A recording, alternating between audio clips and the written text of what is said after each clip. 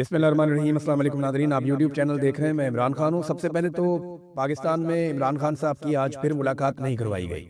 कई महीने हो गए और पाकिस्तान का सबसे बड़ा लीडर है। ना मुल्क में कोई आइन है और ना कोई कानून है। इमरान खान साहब की आंख के साथ खिलवाड़ किया गया, उनकी सेहत के साथ खिलवाड़ किया गया। उन्हें क्या हुआ उनकी फैमिली को बिल्कुल नहीं बताया। अदालतें बिल्कुल बेबस हैं, पाकिस्तान तहरीक इंसाफ बेबस है और पाकिस्तान का सबसे मकबूल लीडर पाकिस्तान के मिलिट्री रजीम ने इस वक्त जेल के अंदर डाला हुआ है। और ना सिर्फ जेल में डाला हुआ है बल्कि बैरूनी दुनिया से उसका राब्ता मुकम्मल तौर पे काट दिया है। वजह क्या है कि वो शख्स घुटने नहीं टेक, वो शख्स ये नहीं कहता कि मैं हार मानता हूँ, मैं कोई डील करता हूँ। तो वो घुटने नहीं टेक रहा पाकिस्तान के मिलिट्री रिजीम के सामने, जिसके सामने माजी में तकरीबन तमाम सियासतदान बारी बारी घुटने टेक चुके। या तो इन्होंने मार दिया या सरेंडर करवा लिया, लेकिन इमरान खान साहब ये नहीं कर रहे। अब एक आंख जाया होने का दावा जो है वो हुकूमती जराए ने खुद किया है। बराह रास्त तो वो इन्फॉर्मेशन इमरान खान साहब के हवाले से है नहीं। इमरान खान साहब के बच्चों ने वीजे अप्लाई किए, जमैमा खान ने इसके ऊपर ट्वीट करके भी बताया, लेकिन जो एक आधे हफ्ते में वीजा मिल जाता है वो कई महीने गुजर गए हैं, लेकिन इमरान खान साहब के दोनों बेटों को वीजे नहीं मिल रहे और उनकी मुलाकात इमरान खान साहब से नहीं होने दी जा रही। जो कैदियों वाले हुकूक हैं वो भी साबिक वज़ीर आज़म को अभी तक हासिल नहीं है, बल्कि एक नया काम कर रही है पाकिस्तान की एस्टेब्लिशमेंट। एक मरतबा फिर पाकिस्तान में माहौल बना रही है और इस तरह की खबरें फैला रही है। कुछ सोर्सेज ने मेरे तक पहुंचाई, कुछ ने और लोगों तक पहुंचाई, लेकिन एस्टेब्लिशमेंट की क्रेडिबिलिटी बिल्कुल जीरो हो चुकी। उनकी बात पे अब कोई भरोसा ही नहीं करता, कोई उनका सौदा खरीदता ही नहीं। वो ये कहते हैं जनाब हम पीछे हटना चाहते हैं, हम ये चाह रहे हैं कि जनाब पाकिस्तान में फिर इलेक्शन हो जाए, हालात नॉर्मलाइज हो जाएं, हम तो चीजें ठीक करना चाहते हैं। इस किस्म की बहुत सारी बातें माजी में भी करते रहे, लेकिन अब इनके पास पीछे हटने का इम्कान कोई नहीं है। इन्हें खुद जब ये पीछे हटेंगे तो सब खत्म हो जाएगा इनके, ये इन्हें दिखाई दे रहा है। पाकिस्तान की अवाम अब कभी भी पाकिस्तान की एस्टेब्लिशमेंट को तस्लीम नहीं करेगी। ये सिर्फ टाइम निकालने की कोशिश कर रहे हैं और यही टोला मुसल्लत रहेगा। इसका सबूत ये है महंगी गाड़ियां, महंगे जहाज और जितनी चीजें ये अपनी अय्याशी के लिए ले रहे हैं, ये कोई आने वाले हुक्मरानों को थोड़ी देने जा रहे हैं। ये सब जानते हैं, मौजूदा हुकूमत, एस्टेब्लिशमेंट, मिलिट्री रिजीम, ये सब जानते हैं कि इन्होंने किस तरीके से इस इक्तदार को लंबा खींचना है। अवाम सिर्फ इस इक्तदार को छीन सकती, इनसे अपना हक छीन सकती है। ये बड़े आराम से हक वापस नहीं करेंगे, सवाल ही पैदा नहीं होता। एयरवाई ने एक खबर इसी हवाले से उससे खबर भी दिलवाई गई एयरवाई की जानिब से कि जनाब कोई अलीमा खान ने और सुहेल अफरीदी ने मिलकर एस्टेब्लिशमेंट के बंदों के साथ कोई राब्ते रूब्ते किए हैं और इस किस्म की कोई खबर दिलवाई गई जनाब के वहां पे कुछ चीजें तय हो गई हैं और कोई मुलाकातें बंद करवाई गई हैं जानबूझकर। तो ये मैंने दोनों सोर्सेज से बात की, मेरी सुहेल अफरीदी साइड से भी बात हुई, अलीमा खानम, तो दोनों तरफ से मुझे जो खबर मिली कि हमारी तो मुलाकात ही नहीं हुई, आपस में मुलाकात नहीं हुई। सुप्रीम कोर्ट में आखिरी मुलाकात हुई थी, तो उसके बाद से लेकर अब तक हम कहाँ मिले, किसको मिले, ये तो कहानी है। और कहानी सुनाने वालों ने, यानी जर्नलिस्ट की ये ड्यूटी होती है ना कि वो दूसरी तरफ से पूछ ले, जी आप भी बता दें। अब अलीमा खानम तो सबकी एक्सेस में है और सुहेल अफरीदी भी सबकी एक्सेस में है। ये कुछ शरीफ खानदान तो है नहीं जिससे आप पूछेंगे जनाब ये तैयारा कौन लेकर गया, कितने बजे लेकर गया, तैयारे का रिकॉर्ड दे दें, तो वो मामला छुपा लेंगे, वो बात ही नहीं करेंगे। फिर ऑफ द रिकॉर्ड वो कह रहे हैं जनाब कि वो मरियम सफदर का बेटा लाहौर में ही है। फिर बाद में जब कहा गया जनाब सबूत दे, उसका कोई वो सबूत भी कोई नहीं है। फिर जब तक कि वो जहाज वापस नहीं पहुंच गया तब तक इनका मुंह बंद था, ये बात ही नहीं कर रहे थे। फिर जहाज उजलत में जब वापस आया तो फिर बताया गया जनाब ये तो बेटा, ये सामने आ गया, तस्वीर आ गई। तो ये ना सारी चीजों को खुद ही इबाम में डाल देते हैं। अब ये कोई शरीफ खानदान थोड़ी है, ये तो अलीमा खानम और सुहेल अफरीदी हैं, उनसे रब्ता किया जा सकता था, उनका मौक़िफ़ जाना जा सकता था। क्या वाकई आप लोगों ने ये किया है? लेकिन एयरवाई ने वो खबर चला दी, उसके ऊपर दोनों तरफ से तरदीद भी आ गई है। पाकिस्तान तहरीक इंसाफ कहाँ खड़ी है? देखें, तहरीक इंसाफ वहीं खड़ी है जहां वो पहले खड़ी थी। एक दावा किया गया कि कोई इमरान खान रिहाई अमन फोर्स बनाई जाएगी, अभी तक उसके ऊपर कोई अमल दरामद नहीं हुई, कोई अनाउंसमेंट नहीं हुई, कोई कंक्रीट चीज सामने नहीं आई। मीटिंग करते रहते हैं, आपस में कोशिश कर रहे हैं, लेकिन पाकिस्तान तहरीक इंसाफ के अंदर ही मुखालफत है कि कोई तहरीक ना चलाई जाए। अब तहरीक इंसाफ को ये फैसला करना पड़ेगा कि तहरीक भी नहीं चलानी तो इमरान खान को बाहर कैसे लेकर आना है। डील इमरान खान ने नहीं करनी, तहरीक इंसाफ ने नहीं चलानी, तो फिर इमरान खान ने बाहर कैसे आना है? ये तो एक डेडलॉक हो गया ना। या तो इमरान खान को जाके राजी करें जनाब, डील कर ले, वो राजी हो जाए तो बाहर आ जाएंगे, तो या फिर तहरीक चलाएं ताकि तहरीक चले, कोई एस्टेब्लिशमेंट के लिए जमीन गर्म हो, वो कोई रोम छोड़े और इमरान खान साहब बाहर आ जाए। तो ये दोनों रस्तों पे नहीं जा रहे और इसका नुकसान लगातार पाकिस्तान को हो रहा है। यानी आपको मैं सिर्फ एक खबर बताता हूँ, ये सरमायाकारी की सूरत हाल आप देख लें पाकिस्तान में इस वक्त क्या है। और ये शहबाज शरीफ साहब का तुर्रा इम्तियाज है। ये जब भी हुकूमत में आते हैं ना, PMLN, ये बर्बादी फेरते हैं मईशत की। इनके जाने के बाद पता चलता है। स्टेट बैंक ऑफ पाकिस्तान की जानिब से आदाद-ओ-शुमार जारी की गए हैं। फरवरी 2026 में बैरूनी सरमायाकारी जो है वो मजीद कम हो गई है। रवा माली साल में बैरूनी सरमायाकारी में जो मजमूई तौर पर 44% मजीद कमी देखी गई है। अब अंदाजा करें आप कि 50 साल के सरमायाकारी के रिकॉर्ड तो पहले ही टूट गए थे। अब वो जो रिकॉर्ड टूट गए थे उन रिकॉर्डों को भी तोड़ा जा रहा है कि ये यहाँ पे 44% मजीद सरमायाकारी पाकिस्तान में कम हो गई है। ये नाज़रीन हालात। नाज़रीन एक छोटी सी चीज और पाकिस्तान के अंदर से बताता हूँ, फिर आलमी खबरों की तरफ चलेंगे। खित्ते के हालात। खबर ये है कि सोशल मीडिया पे एक नया और अजीबोगरीब ट्रेंड देखने में आ रहा है। ये गुज़िश्ता चंद दिनों से कार्रवाई हो रही, बेशुमार नए अकाउंट्स बनाए जा रहे हैं और ये अकाउंट्स छोटे छोटे हैं, 500, 400, 200, 50, इतने इनके फॉलोअर्स हैं। ये आपस में एक दूसरे को फॉलो कर। इस सारे ट्रेंड को जब चेक किया गया तो एक अजीब चीज ये हुई कि कुछ ऐसे नए अकाउंट बनाए गए हैं, ये अकाउंट इमरान खान और आसिम मुनीर को एक ही वक्त में सपोर्ट कर रहे हैं। आपको हैरत हुई ना? अभी मुझे ये नहीं पता कि गेम क्या है, आने वाले वक्त में होने क्या वाला है, लेकिन बाई डिजाइन कुछ ऐसे अकाउंट्स सोशल मीडिया पे लॉन्च कर दिए गए, बना दिए गए, जो सेम टाइम में इमरान खान को, उनके मौकिफ को और आसिम मुनीर को सपोर्ट कर रहे हैं। मुझे नहीं पता ये कौन बना रहा है। पाकिस्तान तहरीक इंसाफ के सोशल मीडिया वालों से इक्का दुक्का लोगों से मेरी बात हुई, कहते जी हमें तो पता ही नहीं है इसका, और ये चीज वो नोट कर रहे हैं। और जब मेरी बात हुई दूसरी जानिब सोर्सेज से तो उन्होंने कहा जी कि हम कुछ नहीं कह सकते। तो मामला ये है कि कुछ अकाउंट्स ऐसे बनाए जा रहे हैं जो इमरान खान साहब के मौकिफ को सपोर्ट करते हैं और साथ में आसिम मुनीर की भी तारीफ करते हैं, उसके मौकिफ को भी सपोर्ट करते हैं। ये कैसे हो सकता है? आग और पानी का मिलाप। बहरहाल देखते हैं कि इससे क्या हासिल करने की कोशिश की जाती है। अब आ जाए नाज़रीन उस बड़ी खबर की तरफ जिसने हिलाकर रख दिया सबको। पाकिस्तान एयरफोर्स ने अफगानिस्तान के ऊपर लगातार हमले जारी रखे हुए और पाकिस्तान की हुकूमत ये समझती है कि पाकिस्तान में जो भी दहशतगर्दी आ रही है वो अफगानिस्तान की जानिब से आ रही है और अफगानिस्तान की हुकूमत उन दहशतगर्दों को भेज रही है और पीछे से इंडिया इस सारे मामले की चाबी घुमा रहा है। ये पाकिस्तान के अंदर एक नैरेटिव है। लेकिन सवाल ये पैदा होता है कि पाकिस्तान में दहशतगर्दों को एंट्री किसने? पाकिस्तान में दहशतगर्दों की एंट्री होती है जून 2022 में। राना सनाउल्लाह साहब इसके बारे में अनाउंस करते हैं। ये आइडिया था जनरल बाजवा, जनरल नदीम अंजुम और जनरल फैज अमीर, ये तीनों जर्नैल जो वो इसके लिए जिम्मेदार है। एक कोर कमांडर पेशावर था, एक डीजी ISI था और एक पाकिस्तान का आर्मी चीफ। इन तीनों ने प्लान किया और दहशतगर्दों को बाई डिजाइन पाकिस्तान लेकर आए। जून से लेकर अगस्त तक दहशतगर्द पाकिस्तान आते रहे, सितंबर तक आते रहे बल्कि, और पाकिस्तान तहरीक इंसाफ और खैबर पख्तूनख्वा की हुकूमत चिल्लाती रही कि दहशतगर्दों को पाकिस्तान में दाखिल मत करो। पुलिस चिल्लाती रही, हुकूमत चिल्लाती रही, अवाम कहते रहे, अमन पासून के लोग आते रहे, ताजिर एहतजाज करते रहे, लेकिन दहशतगर्दों को लाकर बसाया जाता रहा। अब दहशतगर्दी गले में फंस गई आगे, यानी जानबूझकर दहशतगर्दों को पाकिस्तान में ये तीन जर्नैल लेकर आए थे ताकि कोई सियासी मैदान के अंदर कोई कामयाबी हासिल की जाए। सियासी फायदा तो हुआ नहीं, लेकिन हुआ क्या, वहां पे दहशतगर्दी बढ़ गई और वो गले में फंस गई। और अब दहशतगर्दों के खिलाफ ऑपरेशन करते हैं तो मकामी अफराद मानते नहीं है। तो अब अफगान तालिबान के ऊपर जब से अमेरिका ने बगराम एयरबेस के बारे में कहा कि वो हमारे पास होनी चाहिए, बल्कि अब अमेरिकन एक्सपर्ट्स ये कहते हैं कि अगर बगराम एयरबेस हमारे पास होती तो हम ईरान को मजा चखा देते। तो ईरानी ये कहते हैं कि अफगानिस्तान ने अमेरिका को बगराम एयरबेस ना देकर शानदार काम किया। ईरान अफगानिस्तान की तारीफ करता है इस मामले में। अब जब से अमेरिका ने इस ख्वाहिश का इजहार किया, पाकिस्तान ने अचानक से अफगानिस्तान के ऊपर अटैक शुरू कर दिया और ये एरियल स्ट्राइक्स पाकिस्तान एयरफोर्स कर रही है अफगानिस्तान में। दहशतगर्दी पाकिस्तान में नई नहीं है। देखिए, या तो ये दहशतगर्दी नहीं हो, पाकिस्तान में 70-80 हजार अफराद पहले ही जाँ बहक हो चुके हैं, शहीद हो चुके हैं दहशतगर्दी की लड़ाई में, और ये पिछली 2-3 दहाइयों से ये चीजें चल रही हैं। लगभग 25 साल 26 साल हो गए दहशतगर्दी की वेव पाकिस्तान में आई हुई है। अब इस मर्तबा गुज़िश्ता चंद महीनों से पाकिस्तान अटैक कर रहा है लगातार अफगानिस्तान पे, और इसके नतीजे में वो ये समझ रहे हैं कि दहशतगर्दी खत्म हो जाएगी, लेकिन दहशतगर्दी के वाकयात खत्म नहीं हो रहे। अब अफगानिस्तान के ऊपर जो अटैक किया गया, पहले उस पर एक स्टेटमेंट है, वो आप देख ले। ये अमारात इस्लामिया अफगानिस्तान के नायब तर्जुमान हमदुल्ला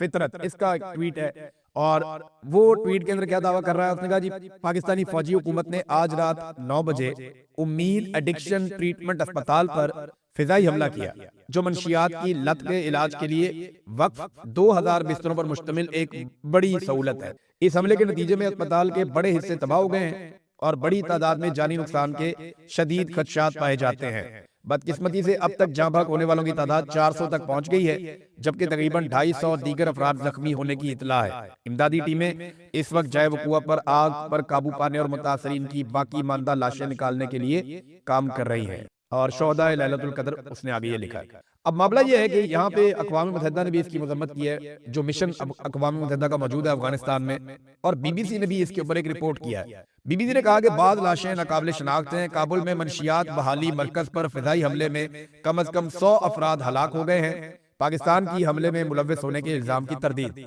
पाकिस्तान ये कह रहा है कि पाकिस्तान ने जो टारगेट किया वो सिर्फ अस्करी अहदाफ को किया, या उन जगहों पे किया जहाँ पे दहशतगर्दी होती है, या उन जगहों पे किया जहाँ से दहशतगर्दी पाकिस्तान में आती है। ये पाकिस्तान का मौक़िफ़ है। लेकिन ये अस्पताल जो है, इसके हवाले से भी इत्तलात आ रही है और BBC भी इसको रिपोर्ट कर रहा है, आलमी मीडिया इसको रिपोर्ट कर रहा है। अब अफगानिस्तान की हुकूमत ने अगर तो इस मौक़िफ़ को साबित करना है तो उन्हें मज़ीद काम करना पड़ेगा। देखिए ना, ये उन्होंने कह दिया कि 400 बंदा वहाँ पे अस्पताल के अंदर मारा गया, तो वो ऐसे दुनिया तो नहीं मान लेगी। इन्हें पूरी इंक्वायरी करवानी पड़ेगी। अक़वाम मुत्तहिदा के और दीगर आलमी इदारों के मिशन अफगानिस्तान में मौजूद हैं, वहाँ पे प्रॉपर तहकीकात होनी चाहिए। और अगर एक अस्पताल के ऊपर इस किस्म का अटैक हुआ है तो ये एक वॉर क्राइम है। जैसा कि हमने देखा कि ईरान में बच्चियों के स्कूल के ऊपर अटैक हो गया तो डोनाल्ड ट्रंप मूंछ पाता फिर रहा है। डोनाल्ड ट्रंप पे हर जगह ये सवाल सामने आ जाता है और बड़ी शर्मिंदगी होती है, और डोनाल्ड ट्रंप के लिए मुसीबत बन गई है ये चीज। हत्ता कि जो पीट हेग्सेथ जो अमेरिकन दिफाई वजीर है, उसके लिए भी मुसीबत बनी हुई है, और कहा जा रहा है कि उसकी गर्दन फिट हो जाएगी इस मामले में, या कम से कम उसके लिए मुश्किलात बहुत बढ़ जाएंगी। तो इसराइल तो ये चीजें करता रहता है, लेकिन पाकिस्तान की जानिब से हमेशा ये दावा किया गया कि कभी भी सिविलियंस को निशाना नहीं बनाया जाता। लेकिन अगर अफगानिस्तान ये चीज साबित करना चाहता है तो उसे ना सिर्फ तस्वीर जारी करनी पड़ेंगी, तमाम तफसीलात जारी करनी पड़ेंगी, बल्कि उसे जो आलमी मिशन अफगानिस्तान में मौजूद हैं उनसे इंक्वायरी करनी पड़ेगी ताकि वो अपने मौक़िफ़ को दुरुस्त साबित कर सके। बहरहाल ये जो मनशियात के मामले में ना, एक चीज मैं आपको बता देता हूँ, बहुत सारे लोग ये कह रहे हैं कि अफगानिस्तान में मनशियात का अस्पताल क्यों बनाया गया, किस काम का है। तो लोग अफगानिस्तान को जानते नहीं है, और जो लोग अफगानिस्तान को बिल्कुल नहीं समझते वो इसके ऊपर तबसरा कर रहे हैं। मैं अफगानिस्तान जा चुका हूँ। अफगानिस्तान जो है ना, वो ऐसे नहीं है। तालिबान के दो वहां पे इक़्तिदार आए, एक मुल्ला उमर के दौर में आया, एक ये अभी आया हुआ मुल्ला हैबतुल्ला के दौर। इन दोनों अदवार पे आप 1,00,000 उंगली उठा के शिकायत कर सकते हैं, ये गलत है, ये गलत है, ये गलत है, आप कर सकते हैं। लेकिन मनशियात के मामले में इनकी पॉलिसी बहुत सख्त है। ये बैनुल-अक़वामी अदाद-ओ-शुमार ये बताते हैं और आलमी रिपोर्टें ये बताती हैं कि जब भी इनकी हुकूमत वहां पे आई तो इन्होंने फौरी तौर पे मनशियात उगाना, मनशियात का कारोबार वो हमेशा के लिए बंद कर दिया। और इसी सिलसिले में ये अस्पताल भी बनाया गया कि जो लोग मुतासिर हैं उनका इलाज करवाया जाए। अब पाकिस्तान के जो सरहदी इलाके हैं वहां पे मनशियात का कारोबार बहुत तेजी से फैला है। जैसे ही अफगान हुकूमत वहां पे आई, अफगान में तालिबान की हुकूमत आई, तो साथ ही पाकिस्तान में सारा कारोबार आ गया। वजह क्योंकि उन्होंने वहां पे बंद कर दिया था। तो पाकिस्तान के ऊपर बॉर्डर के साथ साथ हर तरफ जो है वो ये लगी हुई है मनशियात। अच्छा, इसके जो स्किल्ड वर्कर थे वो पाकिस्तान में नहीं है। ये वर्कर आते हैं अफगानिस्तान से और वहां से ट्रेवल करके पाकिस्तान आते हैं हजारों की तादाद में। ये बाकायदा एक धंधा है जिसके अंदर सारे मुलव्वस हैं। मैं क्या बताऊं आपको, तफसीलात फिर कभी आपके सामने रखूंगा, लेकिन ये हौलनाक वाकया है, इसकी इंक्वायरी होनी चाहिए। अब नाज़रीन आ जाए, डोनाल्ड ट्रंप के लिए कुछ मुश्किलात हैं और डोनाल्ड ट्रंप ने कुछ बड़ी अजीब बातें की हैं। मैं आपको चंद मिनटों में बता देता हूं, लेकिन पहले अली लारंजानी को शहीद कर दिया गया। अली लारंजानी हम सब जानते हैं कि ये ईरान के सुप्रीम नेशनल सिक्योरिटी काउंसिल के सेक्रेटरी हैं। इसके अलावा ये साबिक सुप्रीम लीडर जो आयतुल्लाह खामनाई शहीद, उनके मुशीर भी रहे हैं, साबिक स्पीकर भी रहे हैं 2008 से लेके लंबे अरसे तक। और जो जौहरी मुज़ाकरात हुए थे 2005 से लेके 2007 तक दुनिया के साथ ईरान के, ये उस मुज़ाकराती टीम के चीफ भी रहे हैं। तो अली लारंजानी के बारे में ये कहा गया कि उनको और उनके बेटे को एक हमले की जद में वो आए और उसमें वो शहीद हो गए। ईरान ने इसकी तरदीद की, ईरानी मीडिया ने कहा जी ऐसा नहीं हुआ। जबकि जो इसराइली वज़ीर दिफा है, इसराइली वज़ारत दिफा जो है वो इसकी कंफर्मेशन दे रही है। वो ये कह रही है जी हमने अली लारंजानी को कत्ल कर दिया है और ये एक मिसाइल के धमाके में कत्ल किया, जबकि ईरान इसकी अभी तक तरदीद कर रहा है। और एक तहरीर भी सामने लाई गई है, लेकिन उसके ऊपर कोई डेट वगैरह नहीं लिखी हुई, लेकिन ये दावा किया गया है कि ये आज लिखी गई एक तहरीर है। इससे पहले अली लारंजानी ने, मैंने आपको पढ़ के सुनाया था कि मुसलमान मुल्कों से भी एक मुतालबा किया था और 6 नुकाती एक खत लिखा था, वो भी मैंने आपको पढ़ के सुनाया था। अब मामला ये है कि ये दावा तो कर दिया गया है, लेकिन अभी तक कोई सबूत सामने नहीं आया ईरान की जानिब से कि अली लारंजानी जिंदा है। अब देखना यह है कि क्या वाकई इसराइली दावा दुरुस्त है। 13 मार्च को इन्हें एक रैली में भी देखा गया था और ये लगातार आलमी मीडिया पे और सोशल मीडिया पे हर जगह पे ईरान की तर्जुमानी कर रहे थे।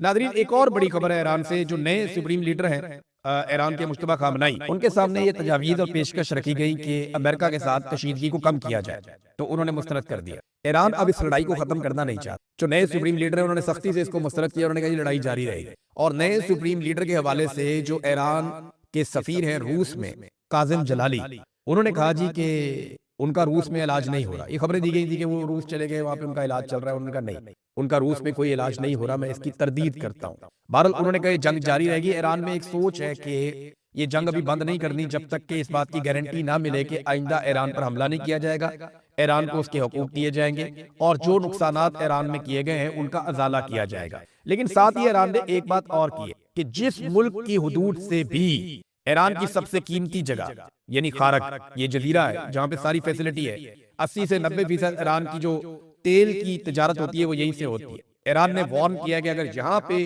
किसी भी मुल्क की हुदूद से हमला किया गया, हम जवाबन उस मुल्क की जितनी भी ऑयल तनसीबात हैं उनके ऊपर अटैक कर देंगे। और साथ में ईरान ने यह भी कहा कि ईरानी फौज अपनी हर वार्निंग पर अमल दरामद करती है और जरूर करती है और ये रिकॉर्ड का हिस्सा है। ये बात वाकई ठीक है कि ईरान ने जब भी कहा कि हम ये करेंगे इसके बाद तो उन्होंने वो करके दिखाया। लिहाजा अब ये तमाम खलीजी ममालिक के लिए चैलेंज है कि उन ममालिक की सरजमीन को खारक के खिलाफ किसी भी हमले के लिए इस्तेमाल ना किया जाए। नाज़रीन, डोनाल्ड ट्रंप ने एक और कब्जे का दावा कर दिया। डोनाल्ड ट्रंप ने ऐलान कर दिया कि वो क्यूबा के ऊपर भी कब्जा करेगा। उसने कहा मुझे ये एजाज हासिल होगा कि मैं जब चाहूं उसके साथ जो चाहूं कर सकता हूं, मैं क्यूबा पर भी कब्जा करूंगा, किसी ना किसी शक्ल में क्यूबा को अपने कब्जे में हमें लेना है। ये डोनाल्ड ट्रंप ने एक और ऐलान कर दिया। पिछली मुसीबत गले से उतरी नहीं, एक और मुसीबत आ गई। डोनाल्ड ट्रंप ने एक और बात की। ट्रंप ने कहा कि साबिक सदर से उसकी बात हुई है ईरान में धमाकों के हवाले से, और साबिक सदर के साथ बड़ी जबरदस्त और बड़ी पॉजिटिव बात हुई है। इस किस्म का उसने तासुर कि ईरान में धमाके कर रहे हैं, बमबारी कर रहे हैं। तो इस पे 4 जिंदा साबिक सुदूर इस वक्त मौजूद हैं अमेरिका में। उसमें एक बुश है, क्लिंटन है, ओबामा है, जो बाइडन है। चारों से उनके जराये से बात हुई तो चारों ने कहा नहीं, ट्रंप के साथ कोई बात चारों से दूर में से किसी की भी नहीं हुई। अब ट्रंप जो है वो इतनी घबराहट का शिकार है कि वो झूठ बोलना शुरू हो गए हैं, साबिक सुदूर का सहारा लेना शुरू हो गए हैं। और ये वजह है तन्हाई की। अमेरिका और आलमी सतह पे डोनाल्ड ट्रंप को तन्हाई का सामना करना पड़ रहा है। यूरोपीय ममालिक पहले इक्का दुक्का बात कर रहे थे, अब यूरोपीय ममालिक के वज़राए खारजा का एक इजलास हुआ, और जो वज़राए खारजा का इजलास होता है यहाँ से पूरे यूरोप की पॉलिसी आती है। अब मजबूरी तौर पे यूरोपीय यूनियन ने डोनाल्ड ट्रंप को एक झटका लगा दिया है। यूरोपीय यूनियन की सरबराह काया कलास, इन्होंने ये स्टेटमेंट दिया है कि अब वक्त आ गया है कि ईरान से मुताल्लिक जारी जंग को फौरी तौर पे खत्म किया जाए। और साथ में उन्होंने ये भी कहा कि यूरोपीय यूनियन आबनाए हुर्मुज़ के किसी भी ऑपरेशन में हिस्सा नहीं लेगा। खलीज फारस में फौज और फौजी जहाज ना भेजने का फैसला किया गया है। ये नाज़रीन हालात है। अब ट्रंप के पास एक तुर्क का पत्ता था, वो उसको बार बार इस्तेमाल करने की कोशिश करते हैं, लेकिन तुर्की उसके रास्ते में रुकावट बन जाती। तुर्की मेंबर है नेटो का 1952 से, तो नेटो के एक मेंबर के ऊपर अटैक हो जाए ना तो वो सबके ऊपर अटैक समझा जाता है और सारे मिलकर जवाब देते। तो तुर्की के ऊपर बार बार मिसाइल भेजे जाते थे ताकि नेटो के मेंबर पे अटैक हो रहा है तो सारे मिलकर जवाब देंगे। ये आर्टिकल 5 है नेटो का। लेकिन तुर्की बार बार ये कहता है कि ये हमला हम पे ईरान नहीं कर रहा, और ईरान भी यही कहता है। लिहाजा तुर्की ने जिस तरह रिस्ट्रेंट का मुजाहरा किया है अब तक की मैं बात कर रहा हूँ, उसकी वजह से नेटो ममालिक के ऊपर वो बाउंडिंग नहीं आई। यानी जो हमला किया है वो नेटो के ममालिक पे नहीं किया ईरान ने अभी तक, और तुर्की एक मुल्क है वहां पे करीब में, और उसको निशाना बनाया जाता है बार बार, और ये कोशिश की जाती है कि उसके जरिए से लड़ाई में सबको उतारा जाए। तो वो भी अभी तक कामयाब नहीं हुआ। आर्टिकल 5 को इन्वोक करने की कोशिश की जाती है। नाज़रीन, मस्जिद अक्सा जो है वो बंद है काफी अरसे से, और बोर्ड ऑफ पीस में बैठे हुए तमाम रहनुमा जो डोनाल्ड ट्रंप के जूते पॉलिश करने गए उनमें अक्सर वो इस बारे में कुछ नहीं कर पा रहे। बल्कि अब अनाउंसमेंट आ गई है इसराइल से कि ईद उल फितर पे भी मस्जिद अक्सा को बंद रखा जाएगा, नहीं खोला जाएगा नमाजियों। तो अब ये उन सारों को शर्म आनी चाहिए जो लोग फलस्तीनी रियासत लेने के लिए गए थे, वो एक मस्जिद का दरवाजा नहीं खुलवा पा रहे। मस्जिद अक्सा का मामला जो है वो इंतहाई हसास है, और यहाँ पे बोर्ड ऑफ पीस में शामिल ममालिक, खासतौर पे अरब ममालिक और पाकिस्तान, इन सब की ये जिम्मेदारी है कि मस्जिद अक्सा के दरवाजे खुलवाए जाएं नमाजियों के लिए। ईद के मौके पर तो कम से कम जरूर होना चाहिए। नाज़रीन, जाते जाते एक छोटी सी खबर और मैं आपको दे देता हूँ। रूस और ईरान दोनों ने पाकिस्तान को ऑफर कर दिया। पहले ईरान ने ऑफर किया था सस्ता तेल, अब रशिया ने भी ऑफर कर दिया सस्ता तेल। रूस के सफीर है एल्बर्ट पी, उन्होंने कहा कि अगर पाकिस्तान ने राब्ता किया तो हम पाकिस्तान को सस्ता तेल देंगे, लेकिन पाकिस्तान तो कोई भी काम करने से पहले अमेरिका से पूछेगा, उसकी खुशनुदी देखेगा। क्योंकि इमरान खान ने पाकिस्तान का फायदा देखा था तो अमेरिकन के साथ मिलकर जर्नैलों ने पाकिस्तान में रेजीम चेंज ऑपरेशन कर दिया था। लिहाजा देखना यह है कि पाकिस्तान इस ऑफर से फायदा उठाता है या नहीं उठाता। जिस अमेरिका ने इंडिया को इजाजत दी है वो पाकिस्तान को इजाजत देता है या नहीं देता। अब तक के लिए इतने, अपना ख्याल रखिएगा, अपने चैनल का भी अल्लाह हाफ़िज़।